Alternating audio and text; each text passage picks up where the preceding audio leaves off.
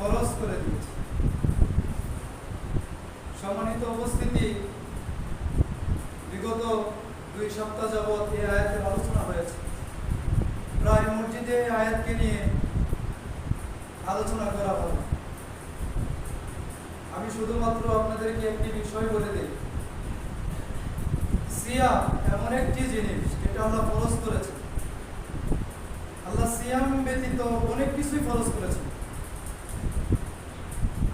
রমজান মাসের সিয়াম ব্যতীত আরো অনেক কিছু ফরজ করেছেন না?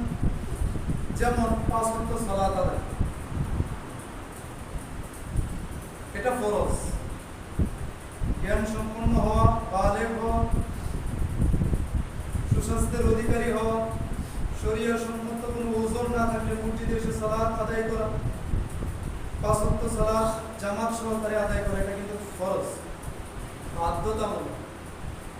ঠিক তেমনি ভাবে যদি আপনার যাকাত দেওয়ার সামর্থ্য থাকে, যদি নিসাব পরিমাণ সম্পদ আপনার কাছে আল্লাহ রাব্বুল আলামিন আপনাকে সম্পদ দান করে থাকে, নিসাব পরিমাণ সম্পদ যদি আপনার মধ্যে খেয়ে দিয়ে 1 বছর উচ্চ থাকে, জমা থাকে, তাহলে আপনার উপর যাকাত দেওয়া কি বাধ্যতামূলক, ফরজ। ঠিক তেমনি ভাবে আপনার যদি অর্থ সম্পদ ভালো থাকে, আপনার আল্লাহর বাইতুল্লাহ হজ করা, তওয়াফ করা, এটাও ফরজ। তাহলে রমজান মাস ব্যতীত আরো 3টা ফরজ আমরা জানতে পারলাম। আনুষঙ্গিক আরো বিষয় যদি খুঁটিনাটি করে আমরা ধরি, আরো অনেক ফরজ বাহির হবে ইনশাআল্লাহ। আপনাদের দৃষ্টি আকর্ষণ করে বলছি, সবার মনোযোগ আকর্ষণ করে বলছি, কথাটা একটু ভালো করে মাথায় এলেন, গবেষণাপূর্ণ কথা। আমরা রমজান মাসের সিয়ামটা ফরজ হওয়া সত্ত্বেও যেইভাবে পালন করি, কিন্তু অন্য বিষয়গুলো হয়তোবা আমাদের কাছ থেকে আরো ছুটে যায়, মানে ফরজটা তেমন ভাবে আদায় করি না। যেমন এই রমজানের একটা বিষয় আমি আপনাকে বলে দিই, সুবহে সাদিক থেকে শুরু করে নিয়ে সূর্যাস্ত পর্যন্ত, সাহারির আযান থেকে শুরু করে নিয়ে কখন পর্যন্ত? সূর্যাস্ত পর্যন্ত, মাগরিব পর্যন্ত, মহান আল্লাহ রাব্বুল আলামিন প্রাথমিক যে জিনিসটা নিষেধ করেছেন সেটা হচ্ছে খানা পিনা বন্ধ করে দাও। ইচ্ছা থাকা সত্ত্বেও মনের তৃষ্ণা, প্রাণের মধ্যে, হৃদয়ের মধ্যে তৃষ্ণা জাগে যে পানি খাবো, সামনে ঠান্ডা পানি, ফ্রিজ থেকে ইচ্ছা করলে গোপনে আমি খেয়ে ফেলতে পারি, কিন্তু আল্লাহর বিধান হচ্ছে সুবহে সাদিক থেকে নিয়ে মাগরিব পর্যন্ত নিষেধ করব না। অতএব আমার হৃদয়ের মধ্যে এটা এমন ভাবে গেঁথে গেছে যে এটা এমন ভাবে জাগ্রত হয়েছে যে এটা করা যাবে না, অতএব করা যাবে না, এটা আল্লাহ নিষেধ করেছে, ফরজ। রমজান মাসের এতটুকু বিষয় এমন ভাবে আমরা পালন করি যে অন্যান্য বিষয় যদি আমরা এমন ভাবে পালন করতে পারতাম তাহলে আমরা প্রকৃত মুমিন হয়ে যেতাম, ঠিক নয় কি? শুধুমাত্র এতটুকু বিষয় আমরা এমন ভাবে পালন করি যে খানা পিনা করা যাবে না, যারা সিয়াম রাখি, রোজা রাখি, তাদের ভিতরে এমন ভাবে গেঁথে গেছে যে আমরা সুবহে সাদিক থেকে নিয়ে মাগরিবের আগ পর্যন্ত কিছুই খাওয়া যাবে না। এটা গোপনে আর প্রকাশ্যে যেভাবে হোক আমরা যারা সিয়াম পালন করছি নিষেধ, যদি করতে যাই সিয়াম পালন হবে। এতটুকু বিষয় যদি আমরা রমজান মাসে পালন করতে পারি, এটা ফরজ হওয়ার কারণে আরো তো আনুষঙ্গিক অনেক ফরজ রয়েছে যেটা বাধ্যবাধকতা দিয়ে দিয়েছেন আল্লাহ রাব্বুল আলামিন। হে মুসলিম সমাজ, তোমরা মিথ্যা কথা বলো না, মিথ্যা ছেড়ে দাও। হে মুসলিম সমাজ, তোমরা হারাম ভক্ষণ করো না, হারাম ছেড়ে দাও। ও মুসলিম সমাজ, তোমরা অপরের মাল নিজের পকেটে ঢুকাইও না অন্যায় ভাবে। হে মুসলিম সমাজ, তোমরা এতিমের মাল ভক্ষণ করো না অন্যায় ভাবে। হে মুসলিম সমাজ, তোমরা 5 ওয়াক্ত সালাত নিজেদের মধ্যে প্রতিষ্ঠা করে নাও, তোমরা মুসলিম। হে মুসলিম সমাজ, তোমাদের উপর ফরজ করা হয়েছে যাদের অর্থ সম্পদ বেশি রয়েছে, যাকাত ফরজ হয়ে গিয়েছে, তোমরা যাকাত প্রদান করো, কারণ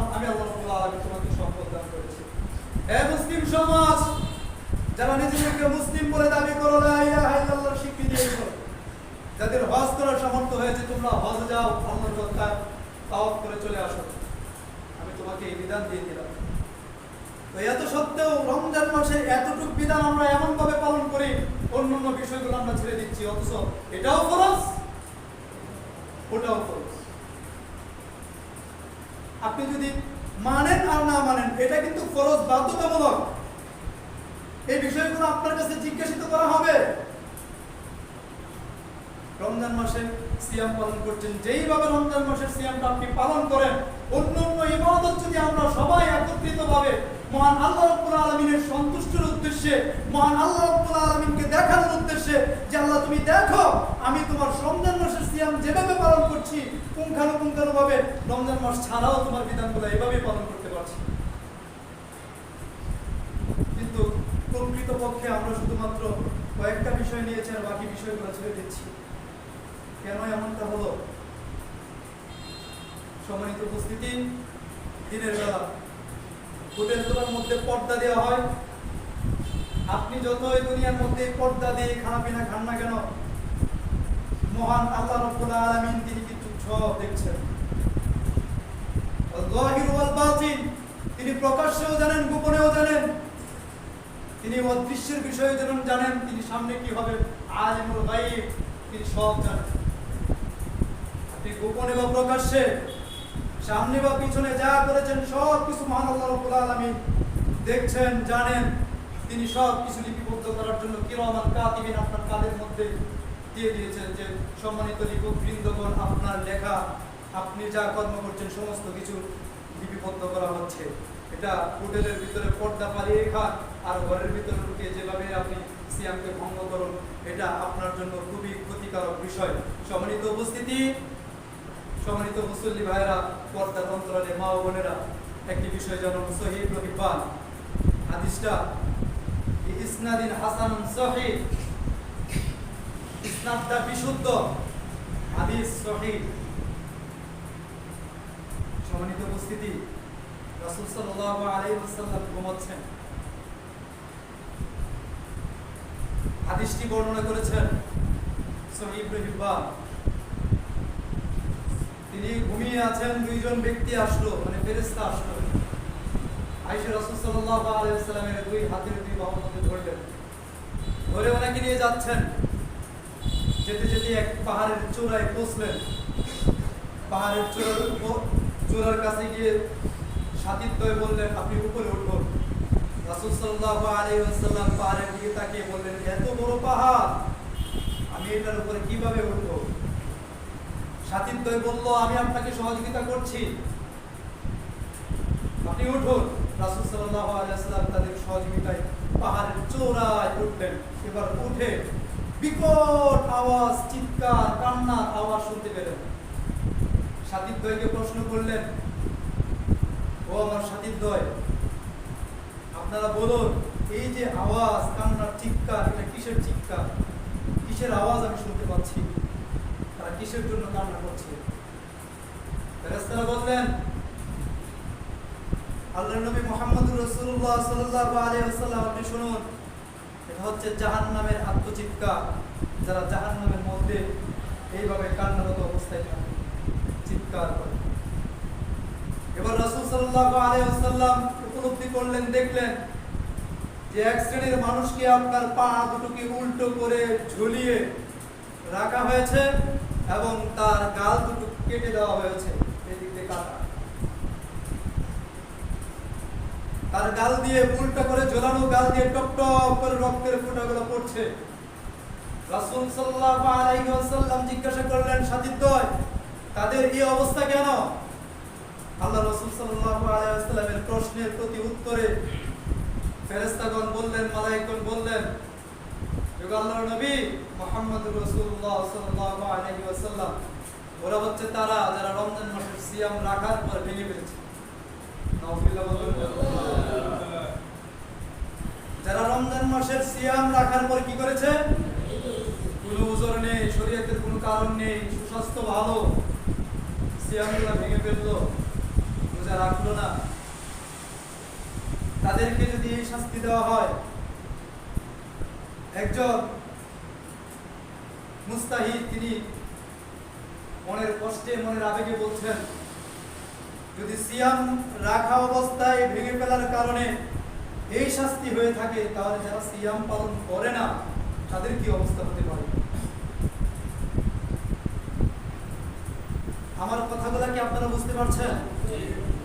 সম্মানিত উপস্থিতি, আপনি যে অজুহাতে আপনি আজকে সিয়াম ছেড়ে দিচ্ছেন, এই অজুহাত কিন্তু আমার চাইতে আল্লাহ রাব্বুল আলামিন ভালো জানেন আপনার কি সমস্যা। শরীয়তের কোনো বিষয় যদি আপনার মধ্যে এটা না থাকে আর আপনি যদি এই অজুহাত দেখায় মানুষের কাছ থেকে ফাঁকি দিয়ে দিতে পারবেন, কিন্তু মহান আল্লাহর নিকট কি ফাঁকি দেওয়া যাবে? তো যদি সিয়াম রাখা অবস্থায় রাখার পর আপনি ভেঙে ফেলেন আর এই শাস্তিটা যদি জাহান্নামের মধ্যে দেওয়া হয়, গালগুলা কেটে দেওয়া হবে আর টপ টপ করে রক্তের ফোঁটাগুলো পড়বে, আর আপনার এই শাস্তি যদি সিয়াম ভাঙার কারণে হয়, তাহলে যারা সিয়াম পালন করতে পারে না, সিয়াম পালন করে না ইচ্ছাকৃতভাবে, তাদের কি অবস্থা হবে? সম্মানিত উপস্থিতি, দুনিয়াতে আপনি সিয়াম রাখবেন না, সিয়াম রাখা না রাখা আপনার ইখতিয়ার রয়েছে কয়েকটি বিষয়। সেই ইখতিয়ারের মধ্যে আল্লাহ রাব্বুল আলামিন মাত্র হাতে গোনা কয়েকটা দিন আপনি আমাদেরকে 11 মাসের মধ্যে 12 মাসের মধ্যে 11 মাস আমাদেরকে সুযোগ দিয়েছেন। না, আমি ফরজ করি 11 মাস আপনি সিয়াম রাখতেও পারেন, নফল নাও রাখতে পারবেন। এ সম্পর্কে মহান আল্লাহ রাব্বুল আলামিন আপনাকে কি করবেন না? জিজ্ঞাসা করবেন। আপনারা একটু কথার উত্তর দিবেন, তাহলে আমি বুঝতে পারবো যে আপনাদের মনোযোগগুলা আমার কথার মধ্যে আছে। প্রত্যেকটি বিষয় এটা আপনার উপকারের জন্য বলছি ইনশাআল্লাহ। আল্লাহ রাব্বুল আলামিন 11 মাস আপনাকে সুযোগ দিয়েছেন, 1 মাস আপনাকে না করেছেন খাওয়ার জন্য। সুবহে সাদিক থেকে নিয়ে মাগরিব পর্যন্ত আপনি খানাপিনা বন্ধ করে দিতে হবে। এটা হচ্ছে প্রথম কারণ। আনুষঙ্গিক আরো বিধান রয়েছে, স্ত্রী সহবাস সহ অন্যান্য যে বিধানগুলো রয়েছে, বিধানগুলো আপনাকে পালন করতে হবে এটা সিয়ামরত অবস্থায়। কিন্তু কি 11 মাস ছাড়া এই একটা মাস যখন আপনার কাছে আসে, আল্লাহ বলছেন আইয়াম মাদুদা, হাতে গোনা কয়েকটা বিষয়, কয়েকটা দিন মাত্র, ধরেন 30 দিন, কখনো কখনো 29এও সিয়াম হয়। তো ধরেন 30 দিন আমরা মাসটা পূর্ণ করলাম, আইয়াম মাদুদা ধরেন, আপনি গণনা করেন। ফামান কানা মিনকুম মারিদ, আপনি অসুস্থ হয়ে পড়বেন। 30 দিনের ভিতরে হতে পারেন এমন মানুষ যে 2টা সিয়াম রেখেছেন তারপর অসুস্থ হয়ে পড়েছে। অনেকে ডায়াবেটিস অনেক বেশি, কন্ট্রোল করা যাচ্ছে না, অসুস্থ হয়ে যাচ্ছে। এমন অসুস্থতা যে অসুস্থতার কারণে আর সিয়াম পালন করা তার পক্ষে সম্ভব হচ্ছে না, আছে না এমন মানুষ? অনেকে প্যারালাইসিসের রোগী, যে হয়তোবা কিছু সিয়াম রেখেছে এখন আর পারছেই না। অনেকে বৃদ্ধ হয়ে গিয়েছে, অসুস্থ হয়ে পড়েছে, সিয়াম রাখতে পারছে না, মারিদ, অসুস্থ হয়ে গিয়েছে। ফামান কানা মিনকুম মারিদ, কেউ অসুস্থ হয়ে পড়লো, আও আলা সাফার, অথবা সে কি করলো, সফররত অবস্থায় আছে, ফাইদা তুমি নেই সেই বিষয়গুলোকে গণনা করো। সিয়াম ভাঙা তার কিছু ইখতিয়ার আল্লাহ রাব্বুল আলামিন দিয়েছেন। এর মধ্যে আমি একটু বিষয়টা ক্লিয়ার করে বলি, ফতোয়াগুলা নেওয়ার সময় খুব ভালোভাবে নেবেন, কারণ ফতোয়াগুলা আসে কোরআন ও সুন্নাহর ভিতর থেকে। মতামত পাওয়া যায়, 2 দলের মতামত পাওয়া যায়। এক দল হচ্ছে একটু বেশি গবেষণা করে কঠোর পদ্ধতি অবলম্বন করে, আবার এক দল রয়েছে মধ্যম পন্থা অবলম্বন করে, যে 2 দিক থেকে 2টা বিষয় গবেষণা করে তারা মধ্যম পন্থার একটা রায় দেয়। আরেক দল বেশি সতর্কতার জন্য খুব কঠোরতা অবলম্বন করে। আল্লাহু আ'লাম, আল্লাহই ভালো জানেন। আল্লাহ রাব্বুল আলামিন বলছেন মুস্তাহিদগণ, আপনারা ভালো করে জেনে নেবেন বিষয়টা। যারা মুস্তাহিদগণ গবেষণা করে ফতোয়া দেয়, ইসলামের জন্য গবেষণা করে, তারা যদি ভুল ফতোয়া দেয়, তারা ভুল ফতোয়া দেওয়ার কারণেও তারা 1000 সওয়াব পাবে, একদিন। সুবহানাল্লাহ বলবেন না? মানে তারা ইজতিহাদ করেছে কোরআন ও সুন্নাহর জন্য মানুষগুলো যেন ভালো কিছু পায়, কিন্তু দেখা গেল তারা অজান্তে মনের ভুলে এটা একটা ভুল সিদ্ধান্ত, তারা মুস্তাহিদগণ যারা ইজতিহাদ করেছে তারা ভুল একটা সিদ্ধান্ত দিয়েছে, কিন্তু এটা পরবর্তী সময় এটা অন্যরা গবেষণা করে ভুল সিদ্ধান্তটাকে জানতে পারলো, কিন্তু এটা করার কারণেও আলেমগণ ব্যাখ্যা করে বলছেন তারা ইখতিরাত সওয়াব পাবেন। সুবহানাল্লাহ। আর যারা সঠিক সিদ্ধান্ত দেয়, যারা ফতোয়াগুলো গবেষণা করে ইজতিহাদ করে মুস্তাহিদগণ সঠিক সিদ্ধান্ত দেয় তারা পাবে ডাবল সওয়াব। সুবহানাল্লাহ। তাহলে তাদের দোষগুলা আমরা না ধরে আমরা চিন্তা করব যে মহান আল্লাহর কাছে আমরা বলবো, ভাই আবারও বলছি, মহান আল্লাহর নিকট আমরা বলবো যে আল্লাহ সঠিক সিদ্ধান্ত যেন আমরা সিয়াম পালন করতে পারি, আপনার ইবাদত করতে পারি, সেই তৌফিকটা আমাদেরকে দান করুন। আমিন। আমরা এটা বলতে পারবো তো ইনশাআল্লাহ? তাহলে দেখবেন মনের মধ্যে দ্বিধাদ্বন্দ্ব থাকবে না। এক শ্রেণীর মানুষ আমরা একটাকে নিয়ে লাফাই আরেকটা ছেড়ে দিই, একটা নিয়ে মনে করেন কথা একটু বেশি বলি আরেকটা বলি এই হুজুর কি কম জানে, এই মুখ কি কম জানে, এগুলো বলার দরকার কি? যারা গবেষণা করছে তারা গবেষণা করে বলছে, যদি ভুল কিছু আপনার কাছে পান, আল্লাহ বলছেন আতি আল্লাহ ওয়া আতি রাসূল ওয়া উলিল আমরি মিনকুম, কোরআনের দলিল নেন। আপনি আল্লাহকে মানেন, আল্লাহ রাসূলকে মানেন, ওয়া উলিল আমরি মিনকুম, আপনাদের মধ্যে যারা নেতৃত্ব দেয়, যারা উলিল আমর, আপনাদেরকে কোরআন ও সহিহ হাদিসের পথ দেখায়, তাদেরকে তোমরা মানো। ফাইন তানাযাতুম ফিহি শাইইন ফারুদ্দুহু ইলাল্লাহ, যদি তাদের মধ্যে মতানৈক্য দেখা দেয়, আলেমে আলেমে মতানৈক্য থাকতে পারে না, এক ইমাম সাহেবের মতানৈক্য থাকতে পারে না। আল্লাহ বলছেন ফারুদ্দুহু ইলাল্লাহ, যদি তাদের মধ্যে কোনো মতানৈক্য দেখতে পাও তাহলে তোমরা আল্লাহ তার রাসূলের দিকে প্রত্যাবর্তন করো, বলো আল্লাহ ও রাসূল যেই সিদ্ধান্ত দিয়েছেন এই সিদ্ধান্তের উপর আমাকে আমল করার তৌফিক দান করুন। আমিন। কথা বুঝতে পেরেছেন? তাহলে স্কোপ আছে, আপনার পদ্ধতি আছে, বিষয়গুলো ভালো করে বুঝেন। যদি মতানৈক্য থাকে বাড়াবাড়ি করা যাবে না। সবাই বলেন বাড়াবাড়ি করা যাবে না। সঠিক সিদ্ধান্ত যেটা আসে সে তার দিকে আমাদেরকে কি করতে হবে? আগিয়ে যেতে হবে। কোনো বাড়াবাড়ি সারাসারি এগুলো আমাদের মুসলিমদের কর্তব্য না। আমরা মুসলিম হিসাবে ইসলামের মধ্যে আত্মসমর্পণ করব। কি করব? আল্লাহ রাব্বুল আলামিন আমাদেরকে আত্মসমর্পণ করার তৌফিক দান করুন। আমিন।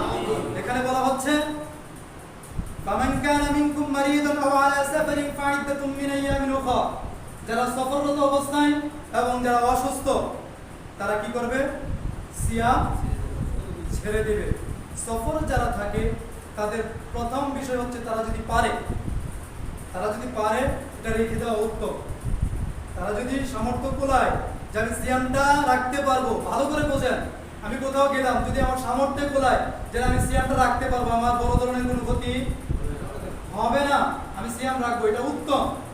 এটা আল্লাহ বলেছেন, এটা রাখতে পারলে এটা কি উত্তম। জিনিসটা ভালো না ভাই? উত্তম, রাখতে পারলে ভালো। কিন্তু তার ইখতিয়ার রয়েছে, তার যদি কষ্ট হয়ে যায় তাহলে সে ছেড়ে দিতে পারে। মারিদ, অসুস্থতা, এটা এমন একটা বিষয় যে অসুস্থতা প্রথম অবস্থায় এই আয়াতটা যখন ছিল সেটা আপনার যুবকার বৃদ্ধ নাই। প্রথম অবস্থায় এই আয়াতের বিধান যেটা ছিল, আমি যতটুকু গবেষণা করে পেলাম এটা সবার জন্য খাস ছিল, আমভাবে এটা পালন করতো যে সবাই। কিন্তু পরবর্তী সময় এটা খাস হয়ে গেল। যারা এমন অসুস্থ যে অসুস্থতার কারণে তারা আর কখনো আপনার মানে দেখা যায় এই অসুস্থতার কারণে তারা আপনার মৃত্যুবরণ করতে পারে, বা শরীরের কোনো একটা সাইড বিকলাঙ্গ হয়ে যেতে পারে, ক্ষতির বড় ধরনের কোনো একটা আশঙ্কা রয়েছে, তারা ব্যতীত আপনি সুস্থ আছেন, ভালো আছেন, মানে আপনি সিয়াম পালন করতে পারেন। ধরেন আপনি একটু সামান্য জ্বর, তেমন না, 100 আছে জ্বর, তো এই অবস্থা আপনি সিয়াম রাখলে আপনার তেমন একটা ক্ষতির আশঙ্কা নাই, তাহলে আপনি সিয়ামটা কি করবেন? পালন করবেন। এটাই হচ্ছে বিধান। এমন কোন বিষয় আপনার শরীরের মধ্যে অসুস্থতা, যেমন বৃদ্ধ হয়ে গেছে আপনার মা, আর সুস্থতা হওয়ার কোনো সম্ভাবনাও নাই, এমন কি ইভেন যদি রমজান মাসে সিয়াম পালন করে, এই সিয়াম পালন করলে তার অনেক বড় ক্ষতি হয়ে যেতে পারে, অনেক বড় কি হয়ে যেতে পারে, তার শারীরিক ক্ষতি হয়ে যেতে পারে। তাকে কি করতে হবে? ফিদিয়া দিতে হবে। তাকে কি করতে হবে?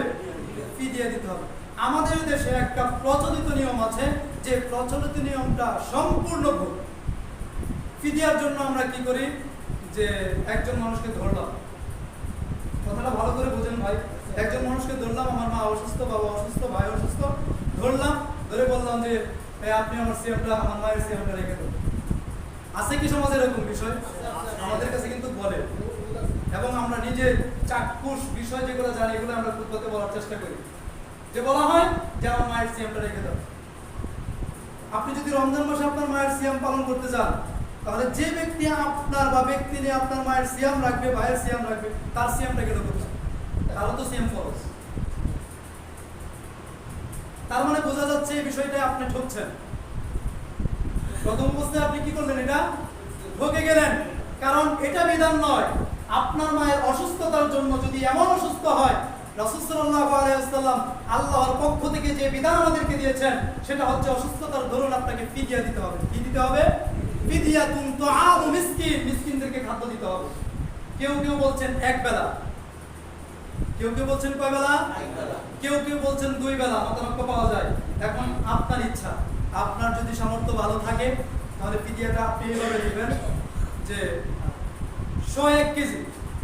যদি একটু আপনি চতুর্দিক থেকে হ্যাঙ্গেল দিয়ে আমি একটু বলি তো 1.5 কেজি দিলেন। চাও আরো যদি পারেন সবচাইতে উত্তম, যেহেতু ফিদিয়াতুন তুআমু মিসকিন, খাদ্য খাওয়ানোর কথা বলছে মিসকিনদেরকে, যারা অভাবী, যারা আপনাদের কাছে চায় না, যারা অভাবী, এই মিসকিনকে আপনি খাদ্য খাওয়া দিবেন। কয় বেলা? 1 বেলা। যদি বেশি সতর্কতা নেন 2 বেলা। তাহলে আপনি খাওয়াবেন আপনার মায়ের জন্য বা আপনার নিজের জন্য। ফিদিয়া কাদেরকে? মিসকিনদেরকে 1 অথবা 2।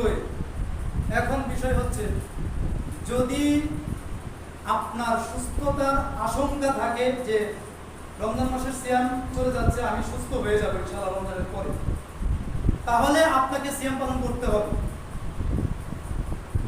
গণনা করছেন না? আইয়ামান মাদুদাত, যে বিষয়গুলো আপনি গণনা করবেন কয়টা সিয়াম আপনার ভাঙলো। যদি সুস্থতার আশঙ্কা থাকে তাহলে আপনি কি করবেন? সিয়ামগুলো কয়টা ভাঙলেন আপনি? এমনও তো হতে পারে ভাই, রমজানের 10টা সিয়াম আপনি ভাঙছেন, 10টার পর থেকে আপনি সুস্থ হয়ে গেছেন, এরকম মানুষ আছে না? তাহলে যদি সুস্থ হয়ে যান তাহলে আপনাকে তো সিয়াম করে 10টা পরবর্তী কি সময়, রমজান আসার আগে আপনি যে কোনো সময় 10টা সিয়াম কি করবেন? রেখে দিবেন। তাহলে 2টা বিষয় পেলাম। একটা হচ্ছে সুস্থ হওয়ার কারণে আমি সিয়াম পালন করব, আরেকটা বিষয় হচ্ছে এমন অসুস্থতা হওয়ার কারণে আমি সিয়ামের বদলিতে কি করব? ফিদিয়া দিয়ে দেব। এখন 3 নম্বর বিষয় আসে, যারা ইচ্ছাকৃতভাবে সিয়াম ভেঙে দিচ্ছে তাদের কি অবস্থা? এখানে ফতোয়া 2 রকমের। ফতোয়াটা একটু ভালো করে বোঝেন।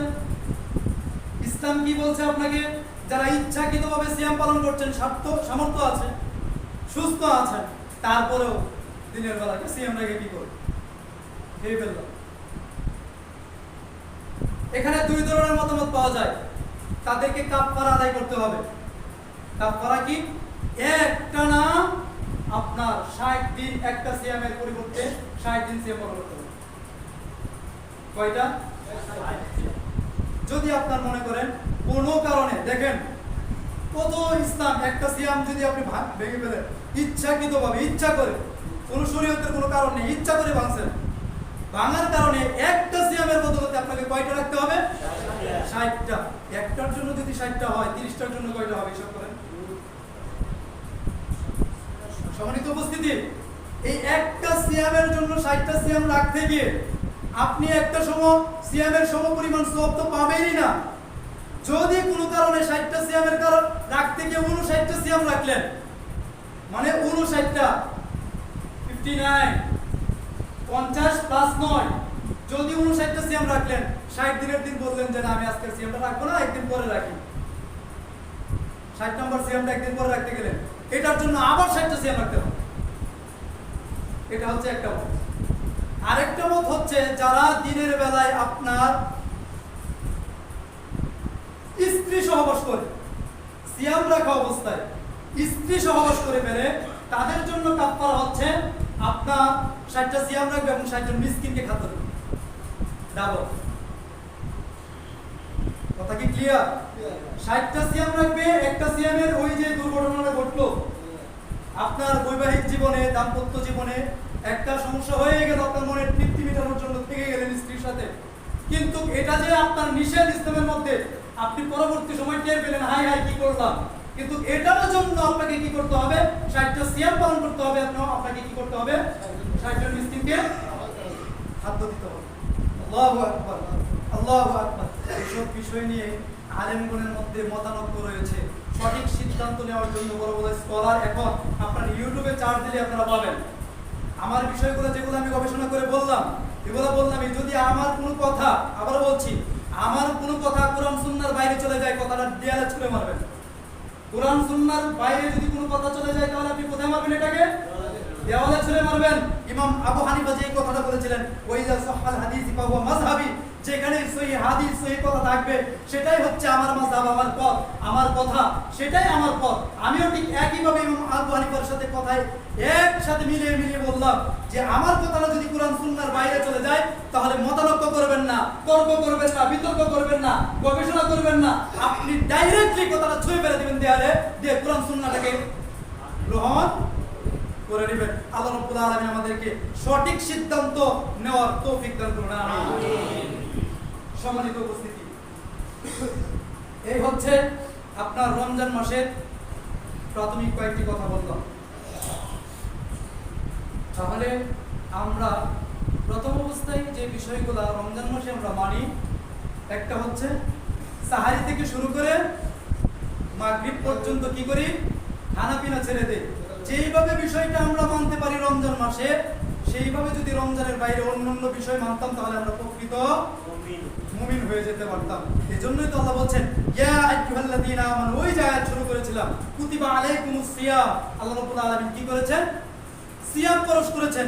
কামা কুতিবা আলাল্লাযীনা মিন ক্বাবলিকুম, যেমন ফরজ করা হয়েছিল তোমাদের পূর্ববর্তী বন্ধুদের উপর, লাআল্লাকুম তাত্তাকুন, যাতে তোমরা তাকওয়া অবলম্বন করতে পারো। তাহলে সিয়াম থাকলে আমরা তাকওয়া অবলম্বন করতে পারবো তো? ইনশাআল্লাহ। একটা বিষয় থেকে তো আমরা সাক্ষী পেয়ে গেলাম। কিভাবে তাকওয়া অবলম্বন করব? যেইভাবে আমরা পানাহার ছেড়ে দিলাম, একটু বিষয়, অন্যান্য বিষয় বাদ দিলাম, যে একটা বিষয় যেভাবে মানি ঠিক তেমনি ভাবে অন্যান্য বিষয় যদি আমরা মানি তাহলে তাকওয়া অবলম্বন করতে পারবো। যেমন সিয়াম থাকা অবস্থায় কাউকে গালাগালি করা যাবে না, সিয়াম থাকা অবস্থায় মিথ্যা কথা বলা যাবে না, এটাই তাকওয়ার নমুনা। আপনি যেইভাবে খানা পিনা ছেড়ে দিয়েছেন সেইভাবে আপনি মিথ্যা পরিহার করুন, তাহলে আপনার সিয়ামটা পারফেক্ট হবে। যেইভাবে আপনি খানা পিনা ত্যাগ করেছেন সেইভাবে আপনি মানুষকে গালমন্দ থেকে বিরত থাকুন, ঝগড়া থেকে বিরত থাকুন। রাসূল সাল্লাল্লাহু আলাইহি ওয়াসাল্লাম শেখাচ্ছেন, ও মুমিন ব্যক্তিরা, যখন তোমাদের সামনে কেউ তোমাদের সাথে ঝগড়া করতে আসে, বিতর্ক করতে আসে, কোনো ঝগড়া হয়ে গেল, তাহলে তোমরা কি বলো? যে শোনো শোনো শোনো, আমি সিয়াম, আমি কি সিয়াম। তাহলে থেমে যাবে। তার উচিত কি? যদি সে মুমিন হয় তাহলে সে কি করবে? থেমে যাবে, যে আর তোমার সাথে ঝগড়া করা যাবে না। বর্তমান পরিস্থিতি যদি এই কথা বলা হয়, জানি না কেমন পরিস্থিতি হবে, তবে আমি যে কথাটা বলবো, রাসূল সাল্লাল্লাহু আলাইহি ওয়াসাল্লাম যেহেতু কথা বলেছেন যে আপনি বলুন, তাহলে আপনার দায়ভারটা শেষ হয়ে যাবে। আপনি বলুন যে আমি সিয়াম, আমার সাথে ঝগড়া করো না, প্রয়োজন হলে এটা সন্ধ্যার পরে আমরা মিট করে নেব, যে ভুল বোঝাবুঝি হয়েছে এটা আমরা কি করে দেব? শেষ করে দেব। তাহলে আমাদেরকে অবস্থায় কি করতে হবে? সিয়াম থাকা অবস্থায় এই কথাটা অন্তত বলতে হবে যে ঝগড়া করার দরকার নেই, আমি সিয়াম। পারবো তো ইনশাআল্লাহ? ইনশাআল্লাহ। আল্লাহ রাব্বুল আলামিন আমাদেরকে সঠিকভাবে সিয়াম পালন করার তৌফিক দান করুন, আমিন। সম্মানিত উপস্থিতি, এই সিয়াম সম্পর্কে অনেক হাদিস রাসূল সাল্লাল্লাহু আলাইহি ওয়াসাল্লামের মুখনিসৃত বাণী থেকে আমরা জানতে পারি। আল্লাহ রাসূল সাল্লাল্লাহু আলাইহি ওয়াসাল্লাম বলেছেন যে পৃথিবীর মধ্যে যত ইবাদত রয়েছে, যত ইবাদত, সিয়ামের সমপর্যায়ে কোনো ইবাদত নেই, সিয়ামের মতো কোনো ইবাদত নেই। হাদিসটি শুনুন, রাসূল সাল্লাল্লাহু আলাইহি ওয়াসাল্লাম বলেছেন, আবি উমামা ক্বালা রাসূলুল্লাহ সাল্লাল্লাহু আলাইহি ওয়াসাল্লাম মুরুনি বিআমাল। আবু উমামা রাদিয়াল্লাহু তাআলা বলেন, আমি রাসূল সাল্লাল্লাহু আলাইহি ওয়াসাল্লামকে বললাম, ইয়া রাসূল, আপনি এমন একটি আমলের কথা নির্দেশ দিন, মুরুনি বিআমাল, এমন একটি আমলের কথা বলুন যে আমল করলে ফাকালা আলাইকা বিসওয়াম ফাইন্নাহু লা আইদা লাহু। রাসূল সাল্লাল্লাহু আলাইহি ওয়াসাল্লাম বলছেন, আমি তোমাকে এমন একটি আমলের কথা বলছি যেটা হচ্ছে তুমি রমজান মাসের সিয়াম পালন করো। তুমি রমজান মাসে কি করো? সিয়াম পালন করো। বিসওয়াম ফাইন্নাহু লা আইদা লাহু, রমজান মাসের সিয়াম যেটা আছে এই সিয়ামের মতো অন্য কোনো ইবাদত নেই। সুবহানাল্লাহ। মানে সিয়ামের সমতুল্য আর কোনো ইবাদত নেই। বলতু ইয়া রাসূলুল্লাহ মুরুনি বিআমাল, আপনি আবার বলুন যে রাসূল সাল্লাল্লাহু আলাইহি ওয়াসাল্লাম আপনি আমাকে অন্য একটা আমলের কথা বলুন, আর কি আমল করা যায়? আপনি এমন কোন আমলের কথা বলুন যে আমল করলে আমি খুব তৃপ্তি পাবো, আমি খুব ভালো একটা আমল করতে পারবো। রাসূল সাল্লাল্লাহু আলাইহি ওয়াসাল্লাম আবারও একই কথা বললেন, ক্বালা আলাইকা বিসসাম, তুমি সিয়াম পালন করো। ফাইন্নাহু লা আইদা লাহু, কারণ সিয়ামের সমপর্যায়ে আর কোনো ইবাদত নেই। সুবহানাল্লাহ। তৃতীয়বার তিনি বললেন, বলতু ইয়া রাসূলুল্লাহ মুরুনি বিআমাল, আপনি আমাকে আরেকটা আমলের কথা বলুন। তিনি একই কথা আবার বললেন, ক্বালা আলাইকা বিস-সাওম ফাইন্নাহু লা মিসলা লাহ। তিনি তৃতীয়বার একটু কথাটা ঘুরিয়ে বললেন, রাসূল সাল্লাল্লাহু আলাইহি ওয়াসাল্লাম বললেন, তুমি সিয়াম পালন করো, ইবাদতের জগতে সিয়ামের দৃষ্টান্ত আর কোনো ইবাদত নেই। ইবাদতের জগতে সিয়ামের দৃষ্টান্ত আর তোমাকে কি দেব? কি ইবাদত আছে যে সিয়াম পালন করলে আপনার মিথ্যা পরিহার করা যায়, যে সিয়াম পালন করলে আপনার হারাম থেকে বাঁচা যায়, যে সিয়াম পালন করলে আপনার 5 ওয়াক্ত সালাত আদায় করা লাগে, যে সিয়াম পালন করলে সারা দিন আপনার না খেয়ে থাকা লাগে, যে সিয়াম পালন করলে আল্লাহর সন্তুষ্টি অর্জন করা যায়, যে সিয়াম পালন করলে সব রমজান মাসে যেরকম আপনার ইফতারের সময় বলে আল্লাহ রাব্বুল আলামিন সন্তুষ্টির জন্য অপেক্ষা করে যে ইফতার করব, একটু সময় পরে গেলে এই রকম সিয়াম ইবাদত আর কোনো ইবাদত নেই সিয়ামের মতো, তাহলে আপনাকে আর কি ইবাদতের কথা বলবো? আপনি কি বুঝতে পেরেছেন যে সিয়াম কত বড় ইবাদত? সিয়াম কত বড় ইবাদত? আল্লাহ রাসূল সাল্লাল্লাহু আলাইহি ওয়াসাল্লামের আরো হাদিস নেন, রাসূল সাল্লাল্লাহু আলাইহি ওয়াসাল্লাম বলছেন, রমজান মাসে লা ইয়াজালুন নাস বিখাইরি মা আজ্জালুল ফিতর, মানুষ কল্যাণের সাথে ততদিন পর্যন্ত থাকবে যতদিন পর্যন্ত মা আজ্জালুল ফিতর, তাড়াতাড়ি ইফতার করবে। রমজান মাসে কি করবে? তাড়াতাড়ি ইফতার করবে যারা সিয়াম পালন করবে। এখন তাড়াতাড়ি ইফতার বলতে কি সূর্য ডোবার আগে ইফতার করবেন? অনেকে যদি এরকম প্রশ্ন করেন, অযৌক্তিক কথা বলে তো কোনো লাভ নেই। আপনাকে তাড়াতাড়ি ইফতার বলতে ততদিন মানুষ কল্যাণের সাথে থাকবে, যদি এই জিনিসটা থেকে দূরে যায় তাহলে সে অকল্যাণের মধ্যে থাকবে, এটা বোঝাই যাচ্ছে। হাদিসের যেরকম পজিটিভ সাইড রয়েছে ঠিক তেমনি ভাবে নেগেটিভের সাইড রয়েছে। আপনি যদি একটা ফ্যানের সুইচ দিতে যান, এখানে পজিটিভ নেগেটিভ যদি তার না থাকে তাহলে আপনার এই ফ্যান চলবে? বাতি জ্বলবে? তাহলে যেরকম জায়গায় আপনার পজিটিভ সাইড রয়েছে সেখানে নেগেটিভ সাইড রয়েছে। সিয়ামের এই জায়গাটায় যদি আপনি মনে করেন যে, উদাহরণ দিয়ে বলেন যে সতর্কতা স্বরূপ আরো 3 মিনিট দেরি করলাম, কথাটা খুবই সুন্দর, তাই না ভাই? যুক্তি তো আপনার খুবই সুন্দর, যুক্তি তো আমিও দিতে জানি। যদি বলি আজকে বিমানের ফ্লাইট হচ্ছে আপনার 5টায়, আমি সতর্কতা স্বরূপ 3 মিনিট পরে যাব, ফ্লাইটটা তো আমার বিমানের 5টায়, আমি 5:03 যাব, আপনার তো যাওয়া দরকার ছিল আর 1 ঘন্টা আগে। সবকিছু রেডি করে আপনার ভিতরে ঢুকতে হবে, কাজ আছে আনুষঙ্গিক। এখন 5টায় ফ্লাইট, আপনি আরো পরে গেলেন, তাহলে আপনার বিমানের ফ্লাইটটা পাবেন? যুক্তি যদি দিতে চাই, শয়তানও তো যুক্তি দিছিল খুব সুন্দর, আনা খায়রুম মিনহু খালাকতানি ওয়া খালাকতাহু মিন তিন, যে আল্লাহ তুমি আমাকে সৃষ্টি করেছো আগুন দ্বারা, আগুন তো ঊর্ধ্বমুখী, আর ওয়া খালাকতাহু মিন তিন, মাটি থেকে সৃষ্টি করেছো তাকে, আদমকে মাটিতে উপর দিকে ছেড়ে দাও, নিচের দিকে চলে যাবে, সিজদা করলে তো সে করবে, আমি কেন করব? যুক্তি সুন্দর না? শয়তানের যুক্তি কি ফালায় দেওয়ার মতো? তাহলে সব জায়গায় সব যুক্তি চলে না। রাসূল সাল্লাল্লাহু আলাইহি ওয়াসাল্লাম যেই জায়গায় বলছেন যে তোমরা সূর্যাস্তের সাথে সাথে ইফতার করো, মানুষ ততদিন পর্যন্ত কল্যাণের সাথে থাকবে যতদিন পর্যন্ত মানুষ তাড়াতাড়ি ইফতার করবে, মানে সূর্যাস্তের সাথে সাথে ইফতার করবে। আর আমি বলছি সতর্কতা স্বরূপ আরো 3 মিনিট দেরি করলাম, এটা কোন যুক্তি? আপনি জানেন ইহুদি খ্রিস্টানরা সেই একই যুক্তি রাসূলের সময় দিত। রাসূল সাল্লাল্লাহু আলাইহি ওয়াসাল্লাম অন্য হাদিসের মধ্যে বলছেন, তোমরা তাদের মতো ইফতার করো না যারা ইহুদি খ্রিস্টানরা সতর্কতা স্বরূপ আরো 3 মিনিট দেরি করে। তাহলে তাদের সিয়ামের সাথে যদি আমাদের সিয়ামটা মিলে যায়, আপনি হাদিস নিয়ে বসেন আমার সাথে, ইনশাআল্লাহ যতটুকু মেধা আছে, যতটুকু পরিশ্রম আমি করেছি, প্রত্যেকটা পুঙ্খানুপুঙ্খভাবে সহিহ দলিলগুলো আপনাদেরকে দিয়ে দেব ইনশাআল্লাহ। আপনি বসেন, ইফতার সম্পর্কে বসেন, যারা আযানের সাথে সম্পৃক্ততা করে ইফতার করছেন সবাই ভুল করছেন। আপনার মেইন বিষয় হচ্ছে সূর্যাস্তের সাথে সাথে কি করা? ইফতার করা। ভাই, এই কথা বলার জন্য ইহুদি খ্রিস্টানরা কি আমাকে টাকা দিয়েছে নাকি? আপনারা সমাজবাসী কি আমাকে টাকা দিয়েছেন এই কথাগুলো বলেন? আমি শুধুমাত্র দ্বীনের স্বার্থে আপনাদেরকে সহিভাবে যাতে আপনাদের সিয়ামটা পালন করতে পারেন। আর মহান আল্লাহ রাব্বুল আলামিনকে এটা বলে দেন, হে আল্লাহ রাব্বুল আলামিন, আপনি দেখুন, আপনি বলেছেন সূর্যাস্তের সাথে সাথে ইফতার করার জন্য, আপনার সন্তুষ্টির উদ্দেশ্যে, আপনার কথা মান্য করার কারণে সূর্যাস্তের সাথে সাথে আমি আর 1 সেকেন্ডও দেরি করিনি, সূর্যাস্তের সাথে সাথে আমি ইফতার করে আপনাকে সন্তুষ্টি করার জন্য আমি ইফতার করব। পারবেন তো? ইনশাআল্লাহ পারবেন। আল্লাহ রাব্বুল আলামিন প্রত্যেকটা মুসলিম নরনারীকে সেই তৌফিক দান করুন, আমিন। আনুষঙ্গিক অনেক কথা বলার ছিল সিয়াম ও এই আপনার সাহারি সম্পর্কে, কিন্তু সময় তো নেই। সম্মানিত উপস্থিতি, যে বিষয়গুলো আমাদের জানা দরকার, আপনারা প্রশ্ন করবেন একই সময়। অনেক প্রশ্ন আছে, আমি একটু বলে দিই আপনাদেরকে, অনেক প্রশ্ন আছে যে প্রশ্নের উত্তরে দেওয়ার ক্ষমতা আমার নেই। আমি তো ডাক্তার জাকির না, কথা বুঝতে পেরেছেন? আমি কি ডাক্তার জাকির না? যদি সবার সম্মুখে একটা প্রশ্ন করেন, দেখা যায় আপনার প্রশ্নটা খুবই জানার জরুরি, অত্যন্ত জরুরি। এখন প্রশ্নটা করলেন আমি জানি না, এতে করে কিন্তু আমার একটা মানে বিষয়টা আমি জানি না, আপনি অন্যভাবে নিতে পারেন যে কি ইমাম সাহেব রাখলো হুজুর প্রশ্নের উত্তরে সবাই তো একরকম না, আবার যদি প্রশ্নের উত্তরটা দিতে পারে আবার অনেকে অনেক বড় করে ফেলবেন। সেজন্য আমি মাঝে মধ্যে বলি আপনারা পার্সোনাল ভাবে যে বিষয়গুলো আপনারা জানাবেন, আমি যেটা জানি আমি বলবো, যদি না জানি তাহলে বলে দেবো আমি জানি না। জানার চেষ্টা করে আমার উস্তাদগণ আছেন, শায়েখগণ আছেন, তাদের সাথে যোগাযোগ করে ফতোয়ার কিতাব রয়েছে, পুরানো হাদিস আছে আমার কাছে, যতগুলো কিতাব আছে সবগুলো গবেষণা করে আপনাদেরকে একটা রায় দেওয়ার চেষ্টা করব। তাই আপনাদের যে কোনো বিষয়, এই রমজান মাস যেহেতু সামনে, এখন আসবে সামনে এই ফিতরা, তারপর লাইলাতুল কদর, তারপর আপনার ইতিকাফ, এই সংক্রান্ত মাসালা মাসাইল, তারপর আপনার রমজান মাসের সিয়াম কিভাবে রাখবেন, অনেক বিষয়গুলো আপনার কিন্তু জানার প্রয়োজন আছে না?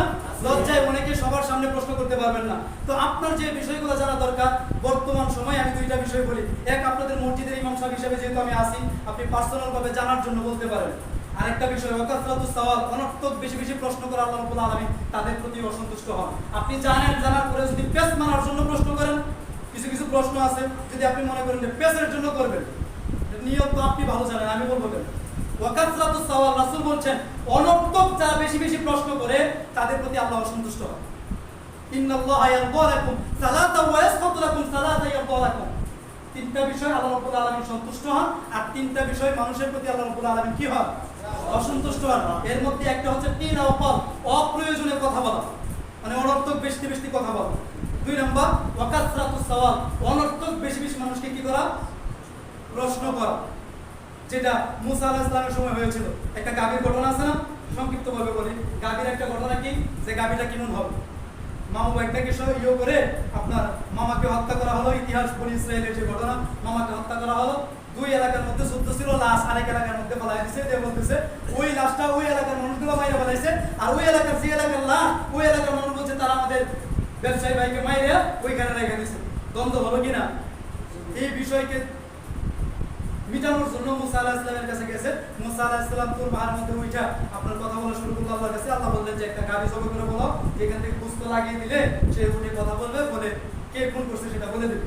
তো এবার মুসা আলাইহিস সালামকে প্রশ্ন করলো যে আচ্ছা মুসা, তুমি আল্লাহকে একটু জিজ্ঞাসা করো গাবির কালারটা কেমন হবে, আচ্ছা লেজটা কেমন হবে, লেজ কাটা হবে, গাবির কি অন্য কোনো কালার থাকবে না, দাঁত কয়টা হবে, পা কি ভালো থাকবে না ঘোরা থাকবে, মানে নানান প্রশ্ন করতে করতে গাবি পাওয়াটাই মুশকিল হয়ে গেল। শেষ পর্যন্ত আপনার বিভিন্ন তাফসীরে বিভিন্ন ইতিহাস পাওয়া যায়, এই গাবি আনতে গিয়ে এক পাল্লায় স্বর্ণ আর এক পাল্লায় গাবি রেখে তারপর আনতে হয়েছে, মানে বিভিন্ন ইতিহাস থেকে যেটা পাওয়া যায়। আল্লাহু আলাম, আল্লাহ এইসব বিষয়ে ভালো জানেন। তো অধিক প্রশ্ন করার কারণে অনেক সময় সহজ বিষয়টা কি হয়ে যায়? কঠিন হয়ে যায়। একটা বিষয় আপনি জানবেন শরীয়তে, যেটা মধ্যম পন্থা অবলম্বন করার সবসময় চেষ্টা করবেন, যে মধ্যম পন্থা থাকার জন্য। আর শরীয়ত জানার জন্য তো আপনাকে প্রশ্ন করতেই হবে, যেটা আপনার অত্যন্ত প্রয়োজন। আপনি তো যে জানবেন, কারণ যে জিনিসটা আপনি জানেন না সেটা জ্ঞানী গুণীদের কাছ থেকে আপনি জেনে নেবেন। তাহলে দুইটা বিষয় পাওয়া যাবে, একটা হচ্ছে বর্তমান সময়ে আপনার যে কাছে যে ইমাম সাহেব রয়েছেন তাদের কাছে জানতে পারেন। আরেকটা বিষয়, এখন বর্তমান টেকনোলজি এতটাই উন্নত, আপনি ইচ্ছা করলে বড় বড় সাহেব, মক্কার ফতোয়া, মদিনার ফতোয়া, এই বুকগুলো আপনি জানতে পারবেন। এগুলো বাংলায় কনভার্ট করা হয়, বাংলায় আপনার ডাবিং করা হয়, সেই বিষয়গুলো আপনারা জানতে পারেন। আপনারা ইউটিউবে চার্জ দিয়ে বিষয়গুলো জানার চেষ্টা করবেন। যেখানে মতানক্য থাকবে সেগুলো কোরআন সুন্নাহ মোতাবেক আপনি একটু গবেষণা করবেন যে আসলে এটা আছে কিনা। যেহেতু এখন রেফারেন্স সহকারে সবাই বলে, এই রেফারেন্সটা ঠিক আছে কিনা, তাহলে আপনি আপনার জীবনে আমল করার চেষ্টা করবেন। তারপরেও যদি দ্বিধাদ্বন্দ্বের মধ্যে থাকেন যে আমি কোন বিষয়টা মানবো, মহান আল্লাহর কাছে ফরিয়াদ করে বলবেন, আল্লাহ আমি সঠিক সিদ্ধান্ত দিতে পারছি না, আপনি আমার এই ইবাদতটা কবুল করুন এবং সঠিক সিদ্ধান্ত নিয়ে ইবাদত করার তৌফিক দান করুন। আমিন। কথা বলতে পারবেন তো ইনশাআল্লাহ? ইনশাআল্লাহ। আল্লাহ আমাদেরকে সঠিকভাবে জেনে বুঝে ইসলাম আমল করার তৌফিক দান করুন। আমিন। ওয়া আখিরু দাওয়ানা